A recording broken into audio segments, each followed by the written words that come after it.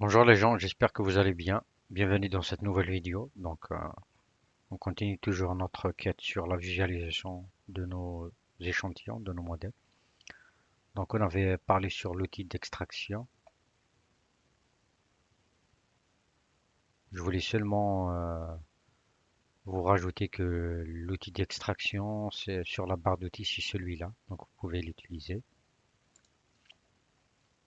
Maintenant, on va essayer de voir quels sont les outils que vous pouvez voir. Les, parce que le ParaView, il va vous offrir une panoplie d'outils. Bah, c'est vraiment très vaste. Mais par contre, vous pouvez les utiliser pour n'importe quel échantillon. Donc, je vais ouvrir premièrement les tables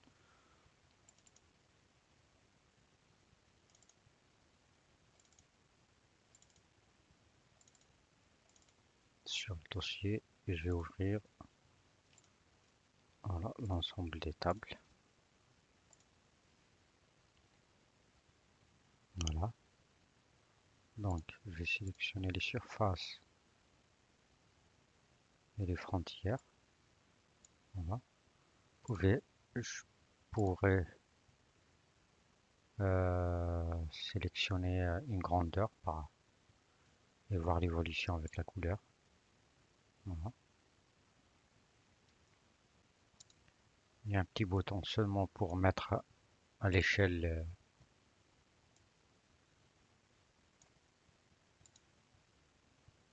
À chaque fois que vous cliquez, ça va mettre à l'échelle les couleurs.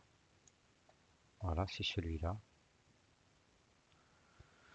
Donc, commençons par le premier outil, c'est l'outil règle. Donc, c'est celui-là.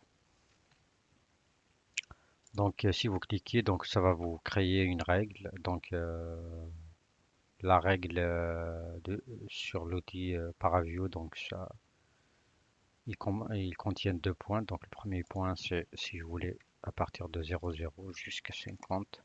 Bon, j'aurai la règle. Donc, ça, c'est le premier point, coordonnées sur les trois axes. Et ça, c'est le deuxième point. Après, vous pouvez changer, bien sûr, couleur et tout ça. Vous pouvez voir toutes les propriétés de chaque outil. Donc, vous pouvez l'utiliser pour voir, comparer des distances, des mesures et tout ça. Euh, Après, vous avez l'outil suivant, c'est l'outil Clip, c'est un outil de capture. Donc si je clique sur Tact, je voulais avoir, bon, je clique premièrement sur l'outil Clip. Vous voyez ici que ça va sélectionner une, euh, une vue et l'autre il va la supprimer. Bon, je pourrais, ça c'est l'origine, donc je pourrais dire à partir de 50, je veux sur 50, sur Y c'est 0, donc ici il va se placer ici. La normale, donc vous pouvez normale par rapport à X, normale par rapport à Y et normale par rapport à Z. Vous pouvez utiliser aussi par rapport à un plan, donc le plan, bon, si je dis, voilà, je rajoute Y. Voilà, maintenant c'est par rapport à un plan. Donc ça va vous aider à sélectionner des vues, donc avoir vraiment avoir une vue. Euh, donc ici ce sont les grandeurs, donc il va faire de, hop, si je clique ici, il va faire un coloriage parce que le coloriage il dépend aussi de ce que vous allez faire comme paramètre ici. Vous voulez donner un paramètre. Donc vous pouvez sélectionner les grandeurs aussi à partir de la barre d'outils. Bah, ça va les sélectionner automatiquement ici. Bon, vous pouvez aussi la visualisation par rapport à des surfaces. Voilà, surface plus les frontières, seulement des surfaces par rapport à des points. Vous pouvez choisir ce que vous voulez comprendre qu'est-ce qu'il fait. Bon, il y a vraiment beaucoup de choses ici à voir. Moi, je vais présenter seulement, voilà. Vous pouvez explorer après. Après, vous avez l'outil de seuillage. Donc, vous allez créer, c'est comme, c'est comme des filtres. Donc, je vais me diriger vers la table rigide. Je clique sur non, c'est pas le glyphe. Je me suis trompé. Hop, je supprime. Je vais me diriger vers, voilà, le seuil threshold. Bon, je vais dire, bon, à partir de, bon, cet outil, il va vous permettre de faire des filtres par rapport à une grandeur et les valeurs. Voilà. Je veux donc rigide, donc il contient chaque outil que vous utilisez dépend de la table. Voilà. Moi, ce que je veux, c'est la rotation. Bah, je pourrais dire entre cette valeur et cette valeur. Voilà. Je vais essayer premièrement de ne pas de ne euh, de faire apparaître le tact, voilà, pour voir toutes les.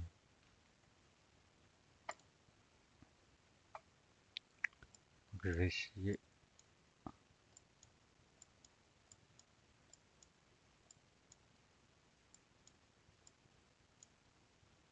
Ah, bon, par rapport à des rigides, bien sûr. Euh, la rotation, je pourrais le faire par rapport. Non, je vais le supprimer ici. Aïe aïe aïe, j'ai supprimé la table rigide, je m'en fous. Je sélectionne tact, je fais un seuillage. Voilà. Par contre,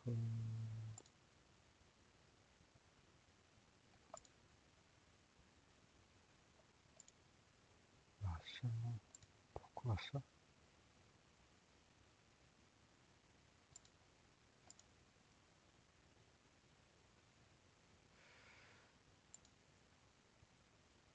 Je reviens ici.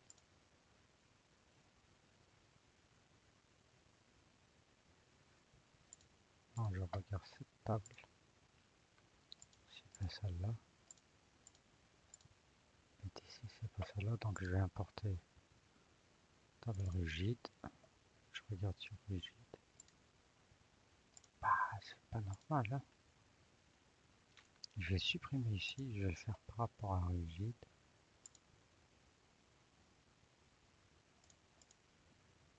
Mais par contre, il n'y a que le moment, la rotation.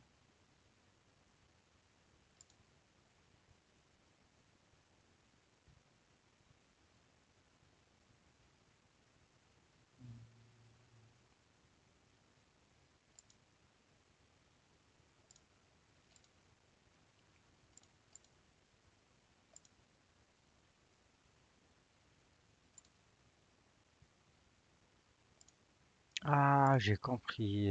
Ouais, je me suis trompé. Donc ici, c'est le. Ouais, je me suis trompé. Bon, je vais faire.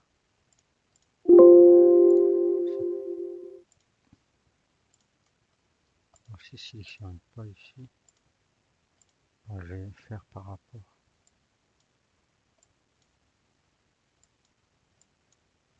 Ouais, j'ai compris. Parce que je le fais par rapport au rigide, donc il va faire apparaître des centres d'inertie. Voilà.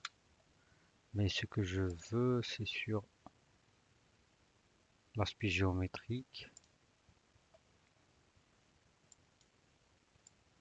Voilà. Voilà.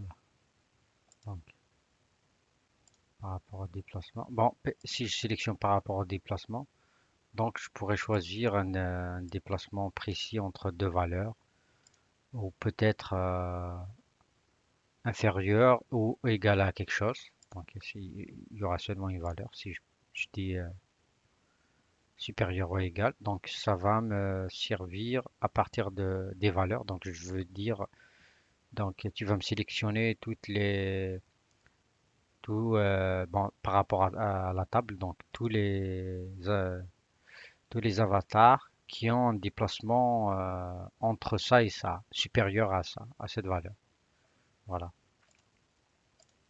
Et le dernier, c'est le glyphe, donc il va vous permettre de suivre l'orientation par rapport à une grandeur. Donc si je dis aussi, je vais sélectionner à partir de la table tact, je clique sur l'outil glyphe, ben, je vais dire les flèches, quelle orientation, déplacement, déplacement. Donc je vais mettre à l'échelle, ce bouton c'est mettre à l'échelle. Voilà. Ben, ça va vous permettre de suivre le mouvement et les flèches, c'est-à-dire grande flèche. Le grand déplacement, c'est euh, le mur, la fondation du haut. Euh, donc ça c'est l'échelle. À chaque fois je clique ici, c'est l'échelle réelle. Vous pouvez faire l'échelle par rapport à la moyenne ou par rapport aux composantes. Vous pouvez choisir aussi des couleurs pour bien visualiser. Donc, ce sont les bon. Après, vous pouvez faire des combinaisons entre les outils pour comprendre, pour voir vraiment visuellement les choses, pour comprendre qu'est-ce qui se passe dans votre échantillon. Ben, c'est tout ce qu'il y a pour cette vidéo. Je vous remercie.